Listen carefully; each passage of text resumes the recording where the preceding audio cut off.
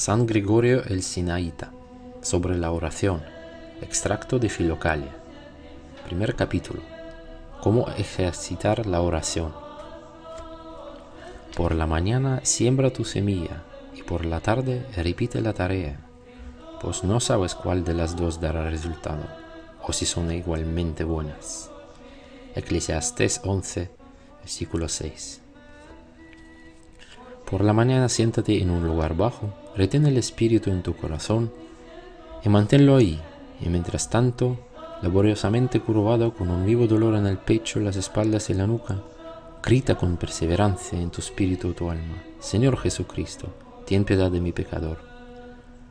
Luego, no ciertamente a causa del menú único e invariable de triple nombre, pues aquellos que me comieron tendrán todavía hambre, transportarás tu espíritu a la segunda mitad, diciendo: Hijo de Dios, ten piedad de mi pecador. Repite esto un gran número de veces y cuida de no cambiar a menudo por indolencia, pues las plantas demasiadas veces trasplantadas no prenden más. Si tú ves alzarse y tomar forma a la impureza de los pensamientos o de los espíritus malvados, no te desconcentres. Si se presentan ante ti conceptos buenos acerca de las cosas, no les prestes atención, sino que, a la medida de lo posible, debes retener tu soplo, encerrar tu espíritu en tu corazón y ejercitar sin tregua ni disminución la invocación de Señor Jesús. Así lo consumirás y reprimirás rápidamente, flagelándolos sensiblemente con el nombre divino, según las palabras de Juan de la Escala.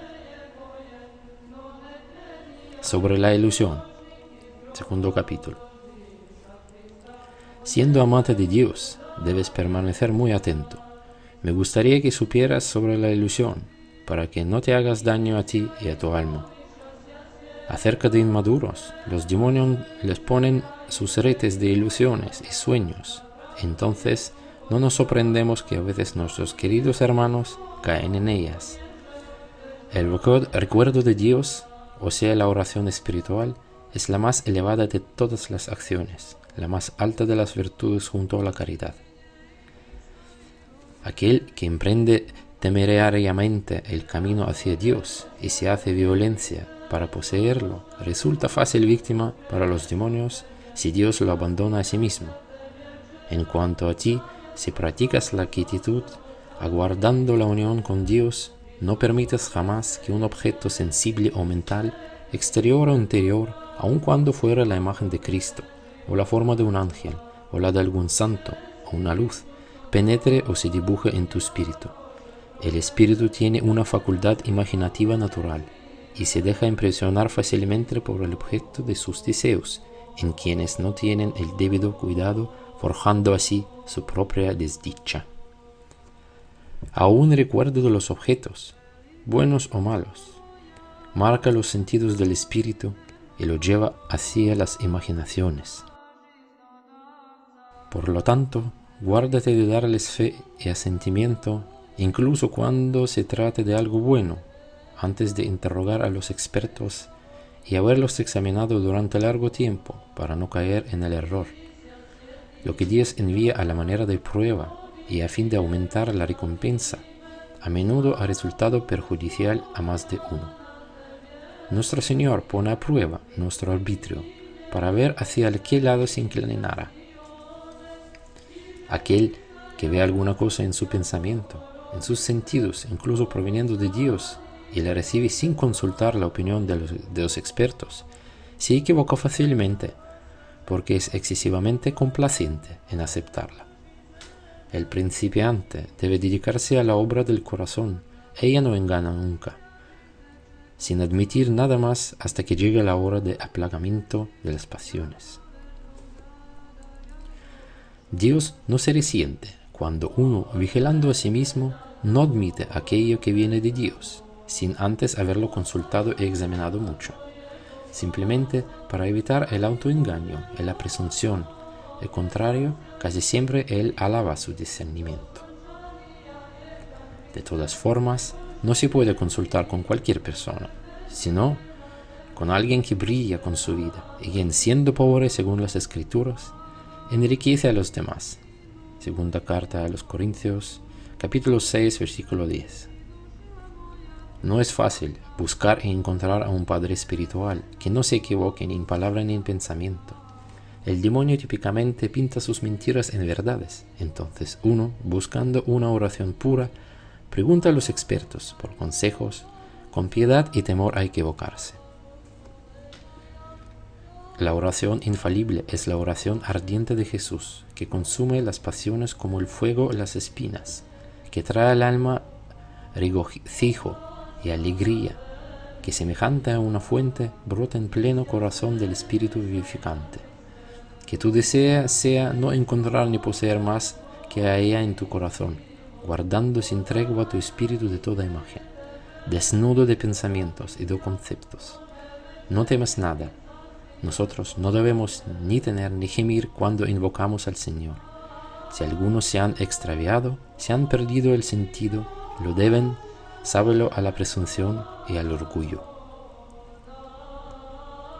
Aquel que busca a Dios en la sumisión y en la consulta humilde no tendrá temor de una desdicha de este tipo. El verdadero principio de la oración es el calor del corazón que consume las pasiones, produce en el alma la alegría y el goce y confirma el corazón en un amor seguro, en un sentimiento de indudable plenitud. No nos es necesario todavía enumerar los trabajos y las fatigas de la acción y exponer claramente la manera de entregarse a cada tarea. Alguno que después de habemos escuchado se coloque a la obra y no obtenga fruto, podría reprocharnos a nosotros o a los demás no haber dicho las cosas tal como son. El trabajo del corazón y la fatiga corporal hacen la verdadera obra, manifiestan la operación del Espíritu Santo que te ha sido concedido, como a cualquier otro fiel, mediante el bautismo.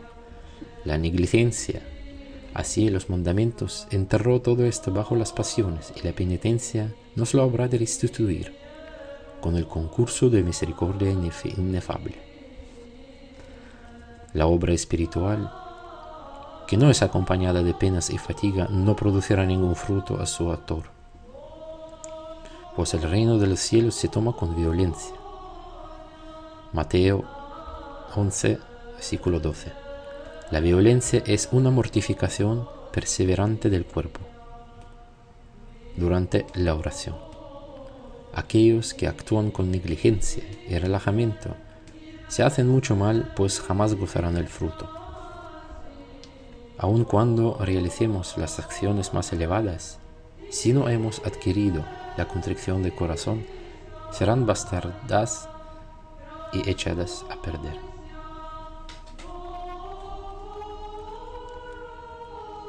Aun cuando realicemos las acciones más elevadas, si no hemos adquirido la contrición de corazón, serán bastardas y echadas a perder.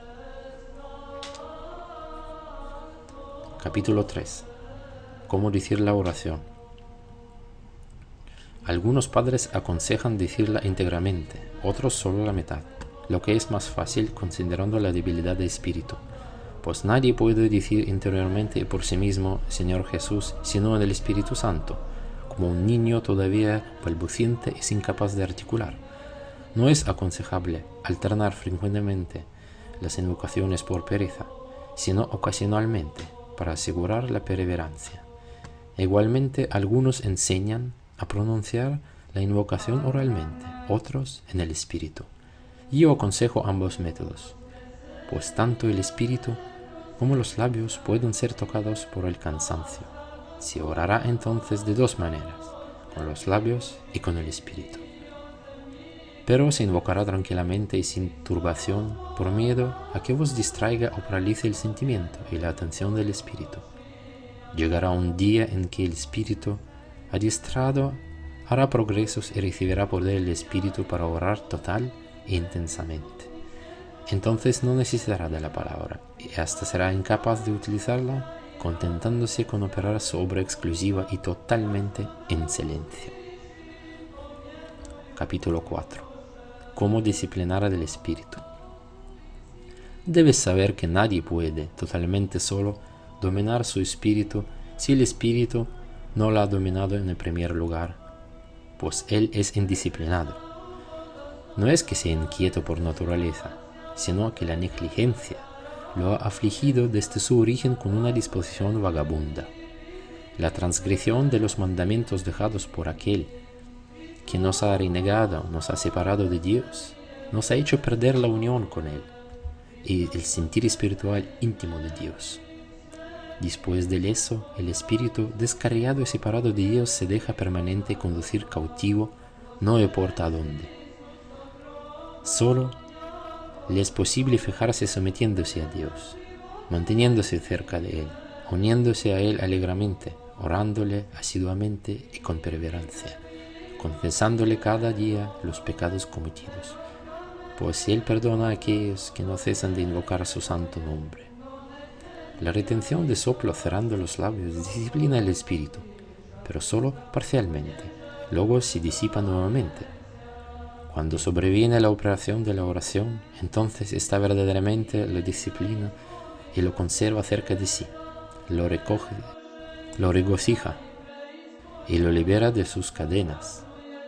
Pero sucede que aún entonces, mientras el espíritu está en oración e inmóvil en el corazón, la imaginación vaga, ocupada de otras cosas. Ella no obedece a nadie, salvo a los perfectos en el Espíritu Santo, aquellos que han alcanzado la inmovilidad en Cristo Jesús. Capítulo 5. Cómo expulsar los pensamientos. Ningún principiante expulsa un pensamiento sin que Dios lo haya expulsado primero. Corresponde a los fuertes combatirlos y arrojarlos. Incluso estos no los arrojan por sí mismos, sino que entablan la lucha el amparo de Dios y revestidos de su armadura.